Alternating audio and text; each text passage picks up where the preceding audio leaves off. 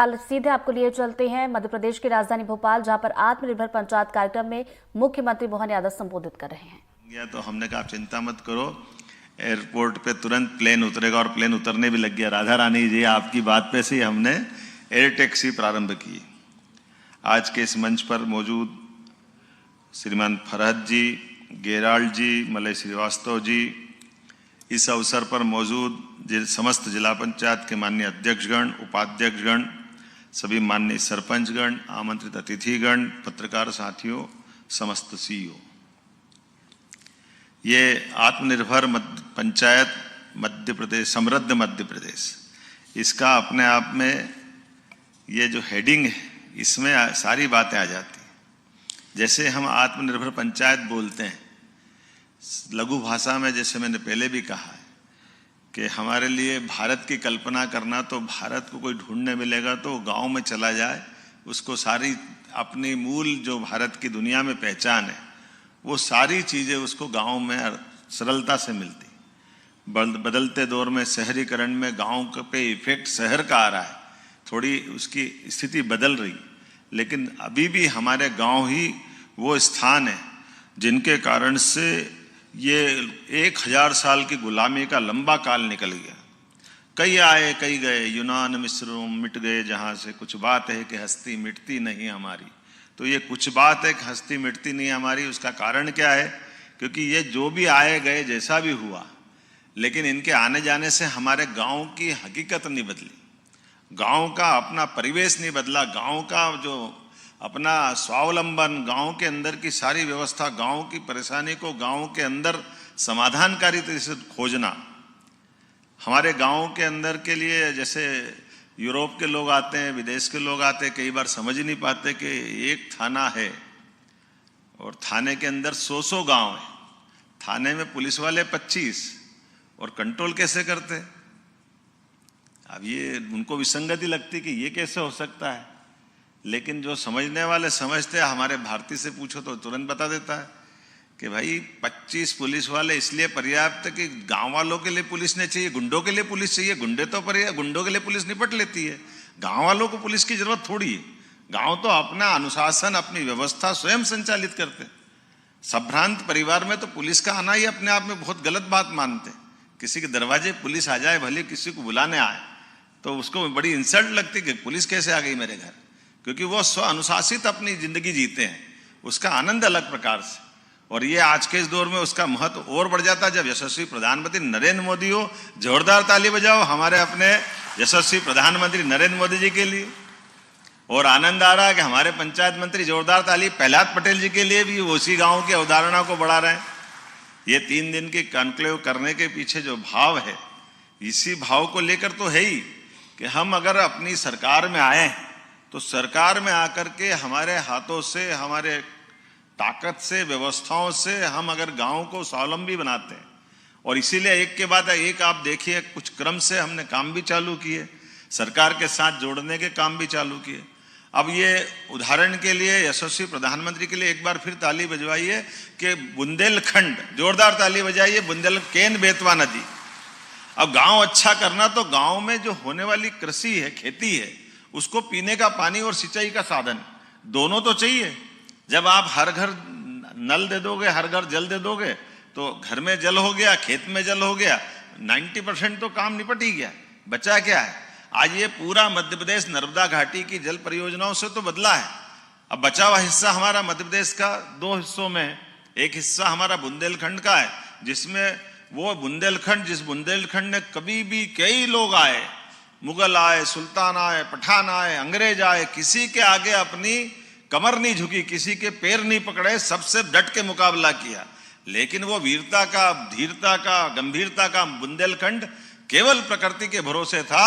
अब जल से उसकी स्थिति बदलेगी, ये सौभाग्य हमको मिलेगा कि नहीं मिलेगा? और 1 लाख करोड़ रुपया माननीय मोदी जी देने वाले, 1 लाख करोड़ रुपया, 45,000 करोड़ उत्तर प्रदेश के लिए, 45,000 करोड़ हमारे लिए। बड़ी बात है। केन बेतवा नदी जुड़ने से पूरा बेल्ट पानी के आधार पर, क्या हमारा सागर, क्या हमारा छतरपुर, पूरा बेल्ट, जिसके कारण से अलग प्रकार की दुनिया में जाएगी। ऐसे ही हमारा दूसरा श्योपुर में गया था, वहां गिर का अभ्यारण्य, पहली बार देखा कि गिर गायें ऐसी बिल्कुल यूं घूम रही, और जो श्योपुर, मुरैना, ग्वालियर, शिवपुरी, गुना, फिर इधर आगे जाओ राजगढ़, राजगढ़ से आगर, आगर शाजापुर, देवास, इंदौर, उज्जैन, पूरे बेल्ट में काली सिंध, पार्वती, चंबल, ये तीनों नदियों को जोड़ने का।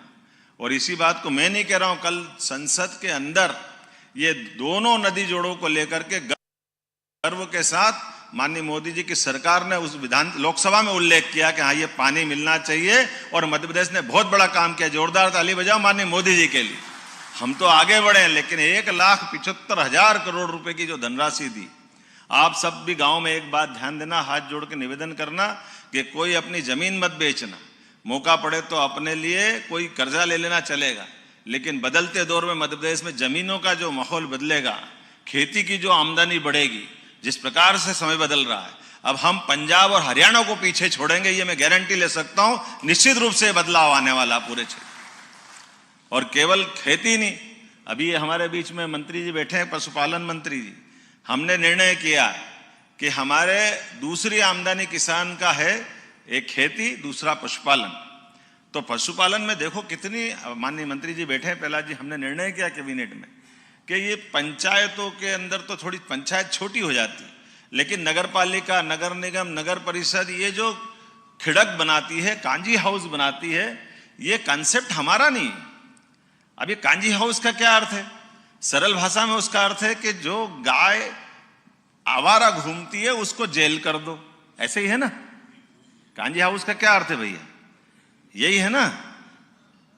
आदमी आवारागर्दी करे तो उसको जेल भेज दो, इसलिए जेल हमारी जेल कहलाएगी। उसको जेल नहीं बोलते, कांजी हाउस बोल दिया, खिड़क बोल दिया, यही बोला ना। इसमें 33 करोड़ देवी देवताओं का वास है, उसको हम जेल देंगे क्या? डूब मरना चाहिए हम अगर इसी बात करें तो। हमको गौशाला बनाना है, इसलिए हमने गौशाला बनाने का निर्णय किया। सारी खिड़क बदलते हुए गौशाला बदल देंगे कि ऐसी गाय माता जो बूढ़ी है, अपाहिज है, लावारिस है, घर वाले पाल नहीं पा रहे, सरकार पालेगी, सारा पैसा सरकार देगी, ये हमारा निर्णय है। आनंद है कि नहीं इस बात का कि गाय माता की चिंता अपन करें? और इसके लिए जो पर्याप्त धनराशि है, जो बड़ी बड़ी गौशाला है उन्हें जो 20 रुपया प्रति गाय देते हैं, तो उनको 40 रुपया प्रति गाय देने वाले। और केवल ये भी नहीं कि खाली गौशाला में ही गाय पलेगी, ये आपके लिए भी काम का है कि हमारे किसान परिवार में से जो 10 गाय से ज्यादा पालेगा उसको भी अनुदान देंगे। और जैसे हम फसल खरीदने में, गेहूं में, चावल में, धान में, मूंग में खरीदने में जो हमारा बोनस देते थे, हम दूध के ऊपर भी बोनस चालू करने वाले के खरीदने के लिए दूध पे बोनस दे, ताकि लोग पशुपालन को बढ़ा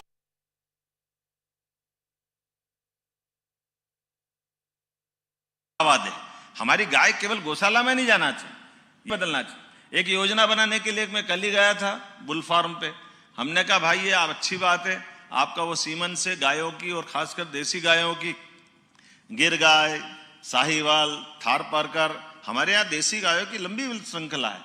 तो हमने कहा ये अभी आप क्या करते हो कि एक गाय देके, 2 गाय देके, 10 गाय दे करके गाय का दूध खरीदने बेचने के आधार पर कल्पना करते हो कि उसकी किसान की जिंदगी बदल जाएगी। तो ये आधी बात है। गाय और हमारे में एक समानता है, हमारी भी जो संवेदनशीलता है, वो संवेदनशीलता गौ माता में हमसे ज्यादा है। जैसे उदाहरण के लिए आज सड़कों पे गाय बरसात में बैठती है, जो न समझते वो कहते हैं कि गाय को क्या है, मरने के लिए बैठ रही है, जबकि वो समझ नहीं पा रहे कि गाय को वहां मक्खियां खा रही, मच्छर खा रहा है, खेत के अंदर जमीन पे गीला है, वो बैठेगी नहीं तो सूखे में बैठती है। और जब गाड़ी निकलती है तो उसको लगता पंखा चल रहा है, तो उसको तो और आनंद आता है। वो तो अपनी जो आत्मा से समझती इसीलिए बैठती ना। अब आपको समझ नहीं तो आप उसको अपने हिसाब से ट्रैफिक नियम लगाते हो।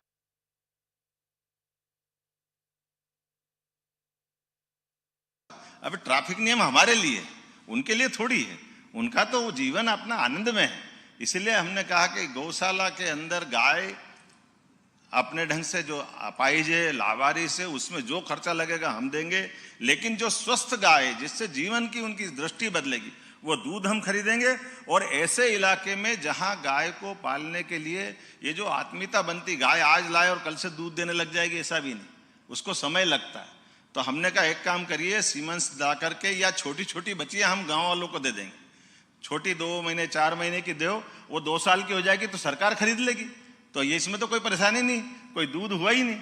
लेकिन अगर 10 गाय 20 गाय के बजाय 10-20 बछिया वो गांव वाला तैयार करेगा, तो ये तो हम गांव के लोग कौन कौन है, जरा हाथ खड़े करो जो गांव से आए। शहर वालों को थोड़ा कम समझ में आएगी, ये जल्दी समझ में आ जाएगी कि गाय की बच्ची अगर अपन ने लेके घर में बछिया रख ली और बछिया को तैयार किया और ये कहा कि सरकार खरीदेगी, तो मैं गारंटी ले सकता हूँ कि 50% तो वो घर वाले ही नहीं देंगे कि हम ये गाय बन जाएगी, हम ही रख लेंगे इसको। अब 50% ही देंगे। मैं गलत तो नहीं कह रहा हूं? सही है कि नहीं है? तो ये बछिया खरीदने की गारंटी हम देंगे। 20,000, 50,000, 60,000 जैसी बछिया रहेगी सरकार खरीद करके और दूसरों को दे देगी। तो ये जो हमारा ये क्रम है, कुल मिलाकर के गांवों के अंदर ऐसे एक नहीं बहुत सारे प्रयोग सरकार कर रही है। जैसे अपने ये जो रीवा के अंचल वाले या पहाड़ी हमारे क्षेत्र वाले ग्रामीण क्षेत्र में, तो ये जो हमारे केरल क्यों जाएगा टूरिज्म के लिए? हमारा नैसर्गिक सौंदर्य यहाँ कम थोड़ी है। आयुर्वेद के सेंटर बना करके यहाँ पर भी हम बड़े पैमाने पर ये जो बदलते दौर में गाँव के अंदर की जो नेचुरल खूबसूरती है, जड़ी बूटी से लेकर सारे प्रकार से, ऐसे सब मामलों में सरकार काम कर रही है। मुझे अत्यंत प्रसन्नता, मैं ये लिखा हुआ भाषण तो पढ़ नहीं रहा हूँ, लेकिन दिल का भाषण दे रहा हूँ। ऐसा लग रहा है कि आपने ये बहुत अच्छा काम किया है। सच्चे अर्थों में पंचायत ये सब काम करेगी। तो पंचायत के लिए आज का सत्र दिन भर के अलग अलग प्रकार से देखें, जो आपकी आर्थिक संपन्नता के लिए भी बढ़ा रहा है, विकास के सभी प्रकार के दरवाजे खोल रहा है। और जिस प्रकार से अभी आपने देखा कि हमने इंडस्ट्रियों पर ध्यान दिया है, आने वाले समय में माननीय प्रहलाद जी यहाँ बैठे हैं, हमने कहा कि केवल हेवी इंडस्ट्री और एमएसएमई अर्थात मध्यम श्रेणी की इंडस्ट्री से काम नहीं चलेगा। हमको लघु कुटीर तो करेंगे ही करेंगे, बल्कि सेल्फ हेल्प ग्रुप में जो बहनें काम करके प्रोडक्ट बनाती है उसका भी मार्केट उपलब्ध कराएंगे, ताकि इनको कीमत तो वहां मिलेगी। ये बना देती है, तैयार कर देती है, लेकिन खरीदने वाला नहीं मिले। और जब खरीदने वाला नहीं मिले तो बनाएगी काहे के लिए? ये जो गैप हो रहा है, तो इसलिए जहां जहां आय बढ़ाने के साधन हो सकते हैं।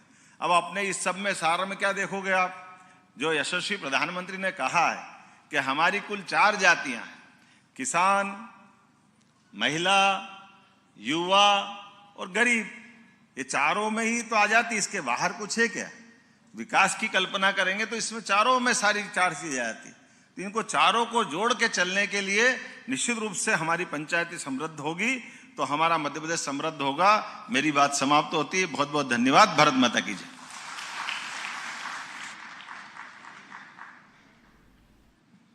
बहुत बहुत धन्यवाद माननीय मुख्यमंत्री जी, आपके अमृत वचनों के लिए, आपके विचारों के लिए। And at the end of this inauguration session I would like to request. तो देखिए, मध्य प्रदेश की राजधानी भोपाल से लाइव तस्वीरें आपको दिखा रहे थे, जहां पर आत्मनिर्भर पंचायत समृद्ध मध्य प्रदेश इस कार्यक्रम का आयोजन किया गया, जहां पर मुख्यमंत्री मोहन यादव थोड़ी देर पहले संबोधित करते हुए नजर आ रहे थे और पंचायत को लेकर उन्होंने बहुत सारी चीज़ों का यहाँ पर जिक्र किया कि किस तरीके से पशुपालकों के लिए चीज़ें की जा रही है। और ये तस्वीर आपको दिखा रहे हैं मंच की, जहाँ पर आत्मनिर्भर पंचायत कार्यक्रम का आयोजन किया गया। मुख्यमंत्री मोहन यादव ने इस कार्यक्रम को संबोधित किया है।